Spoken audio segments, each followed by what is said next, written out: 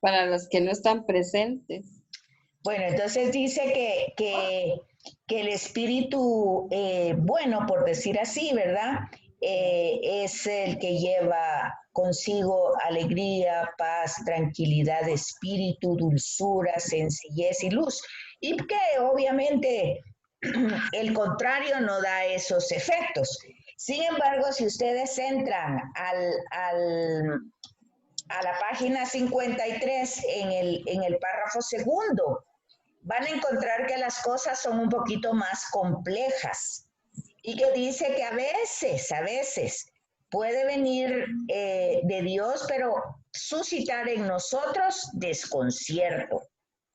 Y ese desconcierto no tiene su origen en la inspiración, dice, en sí misma, como todo lo que procede del Espíritu de Dios, que es dulce, pacífica, sino procede de nuestra resistencia a ella.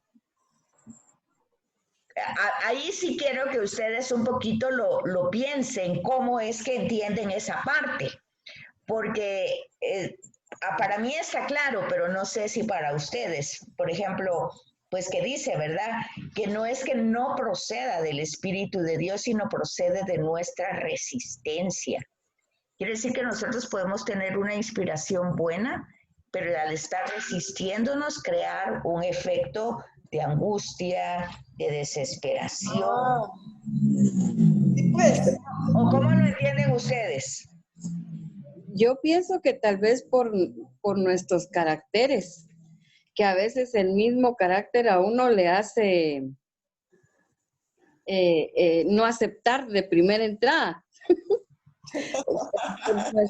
Sí, de nuestras reacciones, a mí me sucede de principio, ahí es desconcierto, es contrariedad conmigo misma, pero cuando retomo lo correcto, relajada. Pero yo digo que tal vez es por los caracteres que tenemos.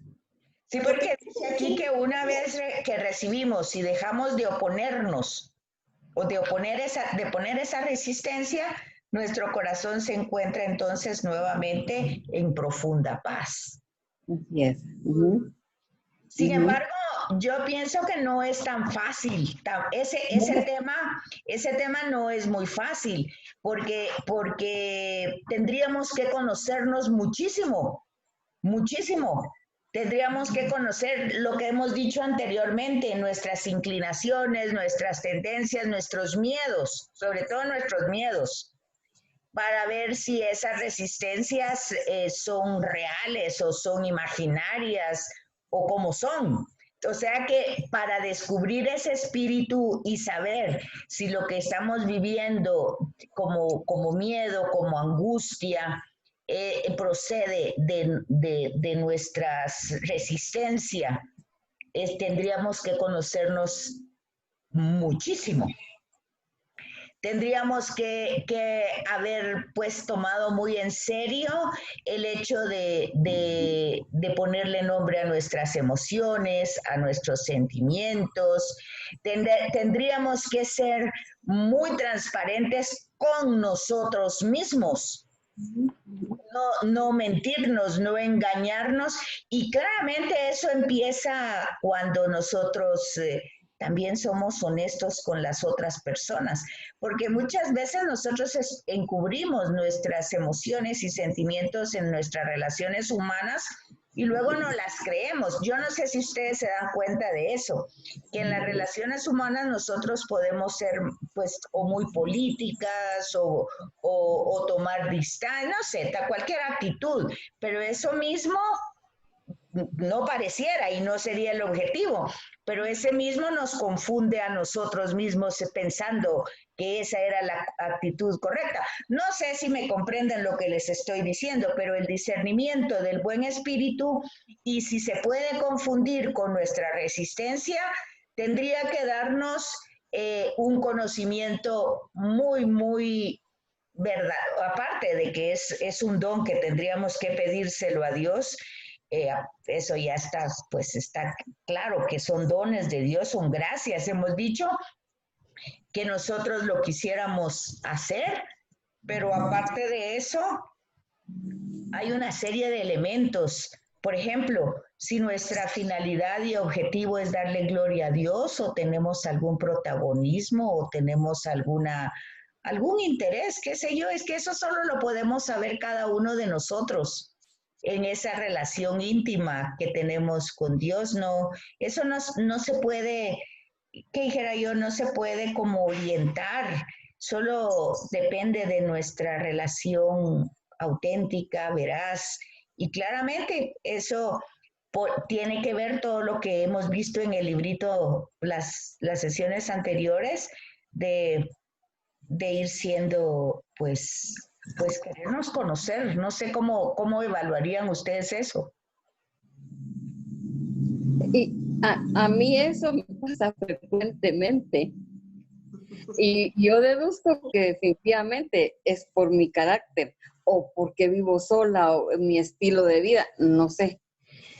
Pero cuando a mí me suceden estas cosas, porque sí entro en contrariedad, entro en conflicto y yo sé que es conmigo misma. Muchas veces el aceptar a las personas o los acontecimientos o la manera como vienen sucediendo ciertas cosas, me cuesta, me crea intranquilidad en mí.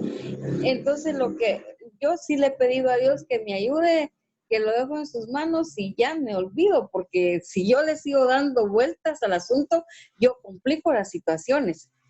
Pero cuando de veras lo abandono en él, ya me hace tener paz, no inmediatamente, sino que al correr de los días, y entonces ya me da el chance de ir viendo cómo él va condicionando todo sin que yo meta mis narices.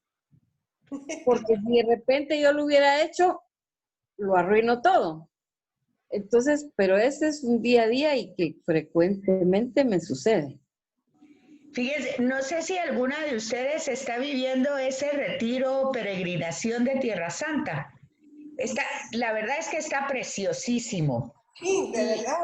La verdad está preciosísimo.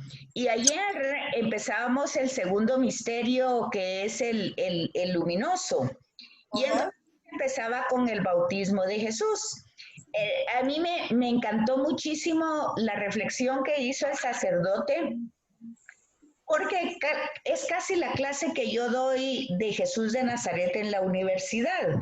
Y entonces, por ejemplo, él ha hecho 2 veces énfasis en Jesús de Nazaret, o sea, la humanidad de Jesús en la presentación y la humanidad de María, pues María y José es 100% humano, y él dice en la práctica cotidiana, en la práctica humana, dice él.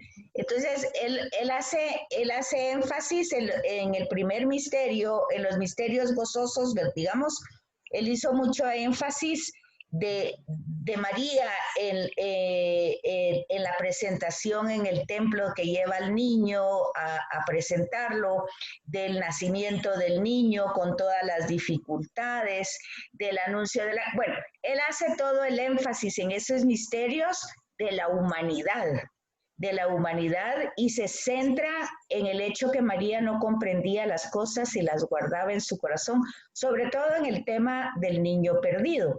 Y entonces, y cuando lo encuentra en el templo como dialogando con los maestros, pues entonces dice, ahí en el texto bíblico dice que los padres se sorprendieron. Y el sacerdote en su reflexión hace ver esto, dice, ¿por qué se sorprendieron? Entonces dice claramente porque Jesús había llevado una vida humanamente de un niño, sin ningún tipo de cosa extraordinaria. Era un niño que según la ley judía llegaba un poco a la madurez de joven, él ya podía leer la Torá, está en el templo, se queda en el templo. Entonces la respuesta de Jesús, ¿no sabían ustedes que tenía que preocuparme de las cosas de mi Padre? Que ellos se sorprenden. Entonces dice ese sacerdote en su reflexión de que se sorprenden porque Jesús simplemente había sido un niño común y corriente, igual que la familia común y corriente. Y cuando llega el bautismo, dice otro tema importante, ¿verdad? Y habla mucho de Juan el Bautista como el precursor, pero luego dice, hasta aquí han pasado más de 30 años de Jesús. ¿Y qué ha hecho de extraordinario Jesús en esos 30 y pico de años? Y dice el sacerdote, no ha hecho nada importante. Entonces, ¿por qué hoy, y aquí, por qué estoy haciendo esta reflexión? Porque esta reflexión viene con el discernimiento de espíritu. Entonces dice aquí, en el bautismo, ¿por qué Jesús discierne que esa voz es del Padre, que es el espíritu de amor que viene y él se sabe profundamente amado por el Padre? ¿Por qué ese discernimiento del espíritu? Y este sacerdote, que yo no sé de qué orden es, hace referencia muchas veces a San Ignacio de Loyola y a los ejercicios de San Ignacio. Y es que lo que pasa es que básicamente San Ignacio de Loyola en los ejercicios espirituales, básicamente es eso, la reflexión de cada misterio del rosario. Ahorita tener este retiro, peregrinación, es prácticamente estar haciendo los ejercicios ignacianos de un mes. Entonces, pero lo que les quiero decir es que como síntesis, digamos, lo que dice este sacerdote es, a lo largo de los 30 y pico de años que Jesús ha pasado antes de su bautismo, lo que Jesús ha hecho es la voluntad de su Padre. Él no ha hecho otra cosa. ¿Y cómo lo ha hecho? Pues en la sencillez de la vida cotidiana, lo que tenía que hacer, lo que debía de hacer. Entonces lo que está haciendo, si las circunstancias vienen de esa manera, si vienen de otra manera, él siempre va viendo al Padre y va desarrollando su voluntad. Entonces aquí es cuando él en el bautismo, él puede discernir el espíritu de su misión, el espíritu de su vocación. ¿Pero por qué?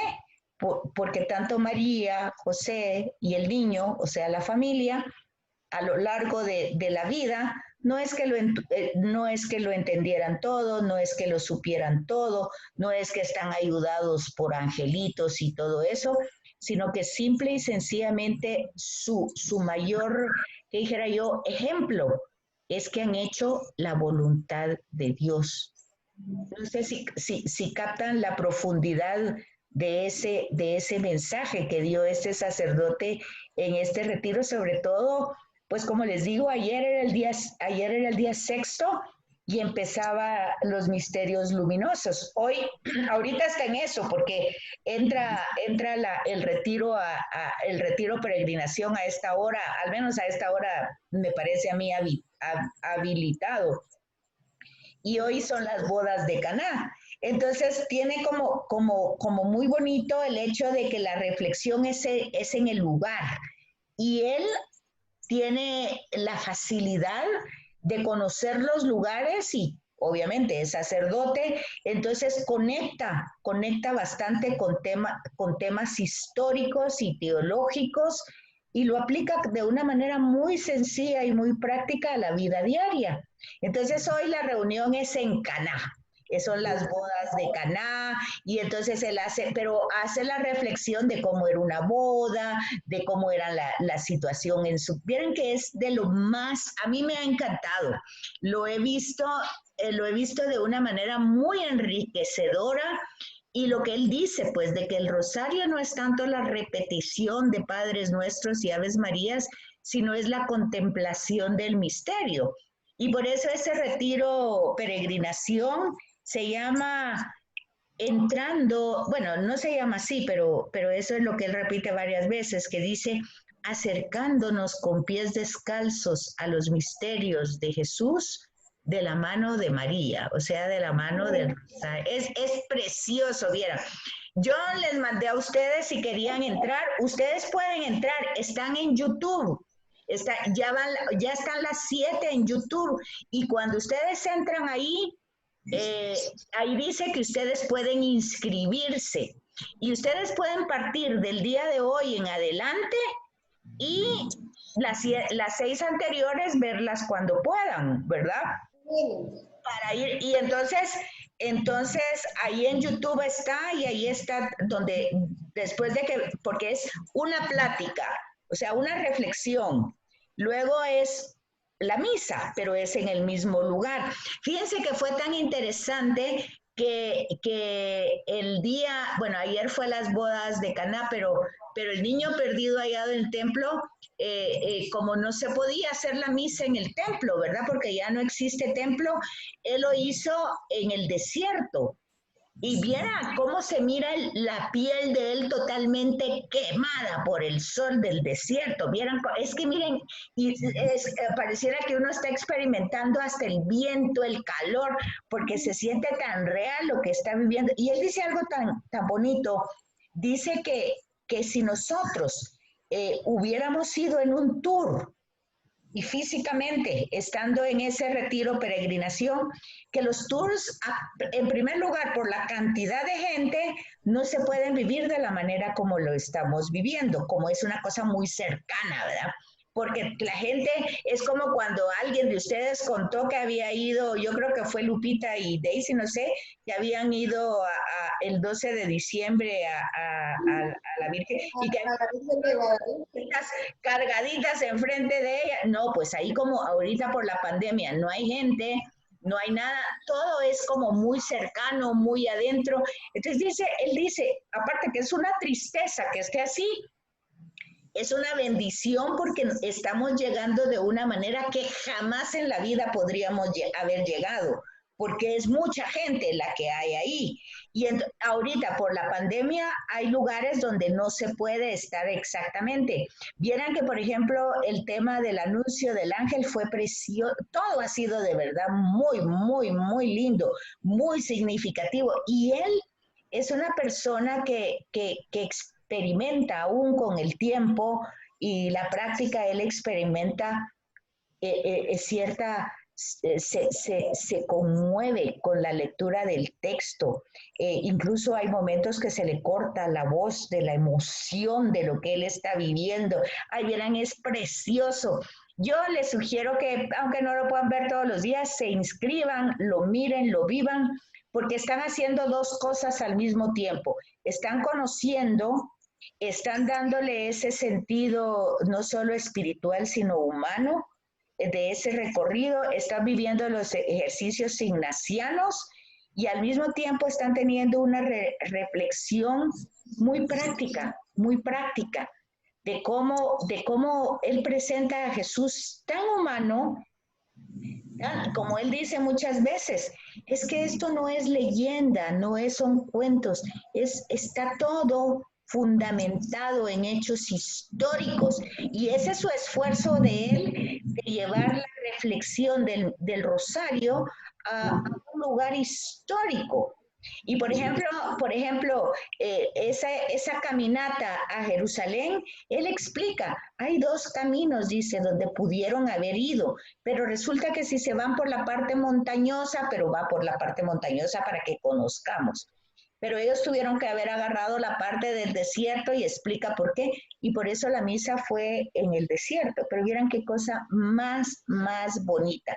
Y ayer en el bautismo de Jesús, pues fue ahí la misa también a orillas del Jordán, porque ahí sí hay iglesia. Pero él le explicó ayer que por el tema de la pandemia no se podía entrar. Pero viera que en la práctica, porque también se pone una práctica diaria, él puso, allí renovamos ayer nuestro bautismo, y él dijo que bautizáramos a nuestras personas que están cerca, ¿verdad? No como un bautismo, sino como un recordatorio de nuestro bautismo para tener la conciencia de qué se trató, qué hicimos cuando nos bautizamos, que éramos pequeños. Mire, fue una cosa, y yo de hecho bauticé a mis 3 hijos que estaban por aquí ayer, los bauticé recordándoles su bautismo. Y digo yo que es muy bonito esa experiencia, sobre todo porque nos lleva a esto que estamos viendo aquí, una práctica humana, cotidiana. A mí lo que más me llamó la atención de ayer es que él haya dicho ahí, porque está conectado miles y miles de personas, y que él haya dicho, en los 30 y pico años de Jesús no había hecho nada. Nada. Por eso es cuando llega a la sinagoga y lee el texto de Isaías y se lo aplica, que los mismos de su época dicen, bueno, ¿y este qué? Si lo conocemos de siempre y de repente viene aquí a decir, o sea, porque no había hecho nada que fuera extraordinario. Pero fíjense, ¿habían oído ustedes eso alguna vez? ¿Habían oído ustedes así tan directo una persona que dijera una cosa así? Ni María, ni José, ni Jesús habían hecho absolutamente nada para que se pensara que era una familia extraordinaria. Tal vez, dice el sacerdote, entre ellos se platicaban el misterio de Dios, todo eso, tal vez, como lo hace una familia a la hora de comer. Y también dice, ¿verdad? Imagínense, Jesús más de 30 y pico de años y todavía ahí viviendo con la mamá, pues un poco, pero de repente dice, toma la decisión de alejarse de ella. Y entonces también expresa el sentimiento de dolor y de nostalgia de Jesús de ese alejamiento de su mamá, ¿verdad? Ay, vieran qué bonito. Y entonces se hace como discípulo de Juan el Bautista y él también tiene su propio criterio, se va separando de él y hace énfasis, y un énfasis que dice, deberíamos de tener todos en nuestra vida. Es necesario que él crezca y que yo disminuya. Hace una reflexión a los sacerdotes diciéndoles que ellos no son dueños de nada, que simplemente son administradores y que lo que siempre conviene es llevarlo a él. Vieran qué bonita está esa experiencia, está muy linda. Pero en relación al discernimiento de espíritu, ¿por qué Jesús puede discernir en su bautismo? En su bautismo, ¿por qué Jesús puede discernir que ese espíritu es verdaderamente el del Padre y el que va a indicar su vocación, su misión? ¿Por qué al ser llevado puede discernir que es el Espíritu de Dios el que lo lleva al desierto, o sea, lo enfrenta a las tentaciones? ¿Y por qué con ese mismo Espíritu de Dios él puede vencer con la palabra de Dios las tentaciones humanas que todos tenemos? O sea, la del poder, la del prestigio, la del placer, la de hacernos un nombre, la de que nos reconozcan, la que se cumplan nuestros caprichos, nuestros deseos, todo eso. Vieran, yo les sugiero, van poquitos días, hoy es apenas el 7 y es todo el mes. Así es que si tienen chance, conéctense porque pueden verlo. Como les digo, quienes tienen Facebook está a través de Facebook. Yo no tengo Facebook, pero está a través de Facebook, está a través de YouTube, ya están hasta el día de hoy, están las de los 100. Hay otros días, porque yo estaba viendo ayer que está hasta el día 14, 15, pero no están habilitados. Están ahí, pero no están habilitados, porque Él los está habilitando cada día. Entonces, a mí me parece que es un bonito ejemplo de lo que es el discernimiento de espíritu. Ya que, como dice aquí el librito, no, a veces no lo podemos reconocer como un espíritu de Dios porque tenemos resistencias humanas. Pero para conocer esas resistencias humanas tendríamos que conocernos mucho, ser muy honestos con nosotros mismos. No sé qué piensan ustedes en relación a eso. Sí, yo pienso que también la experiencia que vayamos teniendo nos va a ayudar a ser más dóciles a ese espíritu, ¿verdad? Y a reconocer que viene del Espíritu Santo, ¿no? Las inspiraciones que tenemos, ¿verdad? Pero si nunca las hemos vivido, no las reconocemos porque ¿cómo? Pero yo pienso también que a veces sí las reconocemos, pero decimos, por ejemplo, yo sé que tengo que hacer esto, pero no lo hago porque yo creo que a veces decimos una cosa como así. Yo sé que lo que tengo que hacer es tal cosa, pero realmente yo no quiero. O yo no puedo porque yo ¿O no? Díganme ustedes. Sí. Entonces, a veces nosotros sabemos en el fondo qué es lo que tenemos que hacer, pero decimos, no, la verdad es que yo creo que hasta San Agustín dijo eso en algún momento, cuando dijo que él se quería convertir, pero todavía no. O sea, yo sé lo que tengo que hacer y cómo tiene que, pero todavía no quiero. Todavía no. ¿Se acuerdan que hay una frase de San Agustín así, verdad? Que él sí quiere y pedía la gracia de la conversión y todo lo pedía, pero cuando ya se daba cuenta de qué era lo que tenía que decir, ay, sí, sí, pero todavía no, yo todavía no quiero, pues sí quiero convertirme, pero más tardecito. En esa historia de San Agustín dice de que era por eso que la mayoría de gente se bautizaba hasta el momento casi de gravedad o casi a punto de morirse. ¿Por qué? Porque no querían ese compromiso, sabían el compromiso que iban a adquirir después de su bautismo y no lo querían. Entonces ya cuando ya estaban a punto de morirse, ahí eso le pasó al papá de San Agustín. Que él hasta el momento de su muerte se bautiza, ¿verdad? Porque realmente en el fondo lo que está es que no quiere cambiar su vida, que está bien así como está viviendo y no quiere cambiar. Pues esas son las resistencias de lo que esto está hablando, ¿verdad? Que tenemos la inspiración y el movimiento, pero en nuestra humanidad hay una resistencia a no querer hacerlo. Entonces, bueno, dice aquí en el otro párrafo, dice, es una situación muy frecuente, algunas inspiraciones de la gracia, cuando nos atañen, o sea, cuando tiene que ver con nosotros, chocan en nosotros con resistencias más o menos conscientes, o sea que no pueden estar conscientes, pero no tanto. O nosotros las acallamos un poco, no sé. Por eso digo, tiene que ver con nuestra honestidad, con nosotros mismos y con Dios. Ustedes saben que nosotros a nosotros mismos también nos engañamos, ¿verdad? Ustedes saben eso.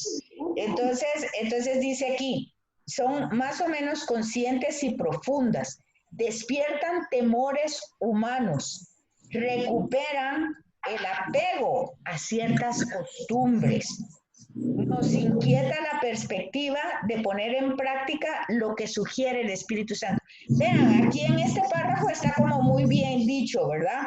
¿Cómo lo voy a lograr? ¿Qué van a pensar los demás? ¿Tendré la fuerza necesaria? Entonces aquí es lo que les digo que dice esa reflexión del bautismo de Jesús. O sea, Jesús, pues lo único que le interesó es lo que en los 30 años antes, o 30 y pico de años antes, era hacer la voluntad del Padre. Ahora, ahí yo creo que tal vez muchos nos perdemos en que la gente dirá, bueno, pues ¿cuál es la voluntad de Dios? ¿Cómo lo reflexionarían ustedes? ¿Nosotros nos perdemos al preguntarnos cuál es la voluntad de Dios? ¿O si comprendemos? Básicamente, la voluntad de Dios es que toda la humanidad se salve. Pues eso es como que aquí el punto de reflexión es ¿para qué fuimos creados? ¿Se acuerdan cuando hicimos nuestra primera comunión, aquel pequeñito catecismo? Para conocerlo, amarlo. Esa es nuestra finalidad primera, única, más importante. ¿Será que eso así lo tenemos o será que no? Porque ahí es donde realmente está ubicado Jesús. Ese es su punto de partida en los 30 años o más de 30 años de su vida privada, por decir así. Conoció a su padre de formas diversas, en las circunstancias diversas, que como dice este sacerdote, no fueron las más fáciles. No sabemos en qué momento muere José y él tiene que hacerse cargo no solo de su mamá, posiblemente de la familia que había ahí, las penas que él pasaba, el trabajo que él pasaba, la falta de trabajo como artesano. Todas esas dificultades que no sabemos nada, pero la podemos intuir con nuestra vida, sabiendo que hay una serie de situaciones difíciles a lo largo de la vida, ¿o no? Sí. Sí, pero en esas circunstancias Jesús conocía la voluntad del Padre. Es que dice este sacerdote que lo difícil es cuando nosotros desencarnamos el misterio de Dios. Que lo interesante de nuestra fe es que ese Dios se encarnó, pero cuando se encarnó, no se encarnó para hacerse fácil la vida como Dios, sino que, dice Pablo, lo dejó todo, no hizo alarde de esa prerrogativa divina, sino que se vació de ella. ¿Qué quiere decir? Que él vivió la vida humana como la vive cualquier ser humano. Ese es el objetivo de ese retiro peregrinación, ver sus conflictos humanos, sus problemas, y cómo él en esas circunstancias difíciles, incluso en el embarazo de María era una circunstancia difícil. ¿Quién le iba a creer a ella que un ángel que le dijo, como dice él, no podemos pensar que la gente antes era tan ingenua que creía cosas tan así de esa manera? Vemos en el mismo evangelio que José quiere abandonarla porque no es su hijo. Entonces, todos esos son conflictos humanos. ¿Pero qué significan esos conflictos humanos? Que ellos están viendo la voluntad de Dios en esos conflictos. No quiere decir la voluntad de Dios, sí, Dios así lo quiso y amén. No. Es decir, comprender esa sabiduría de Dios, de tus caminos no son mis caminos, de tus pensamientos no son mis pensamientos. Esa sabiduría de Dios, encontrarlos en los hechos cotidianos. Eso es lo que nos va diciendo ese retiro peregrinación. Cómo ir viendo al Señor cercano, no solo cercano, sino que en nosotros, Emmanuel, Dios con nosotros, caminando con nosotros, sufriendo con nosotros y viendo cómo nosotros podemos ir avanzando gracias a su presencia, a su ayuda, a su ejemplo. Ese es el tema. Entonces ahí es donde nosotros tendríamos que darnos cuenta si verdaderamente nosotros estamos parados en el hecho para lo que fuimos creados, conocer a Dios, si de veras nos interesa conocerlo, si de veras lo conocemos para poder glorificarlo, para darle gracias, para servirlo y por supuesto para amarlo, ¿verdad? Porque dice que si lo conocemos, lo amamos, y si lo amamos, lo servimos. Es como una cadenita. Pero si no estamos ubicados en ese lugar, pues todo nos parece incoherente. Todo es como forzado. Tengo que hacer esto, y la verdad no tengo que hacer nada. Porque si yo estoy ubicada en que quiero conocerlo, y que si al conocerlo lo amo, y si al amarlo lo sirvo, es una consecuencia lógica de cuando uno conoce a alguien y le nace a uno, pues poder corresponder a ese amor, a ese saberse amado.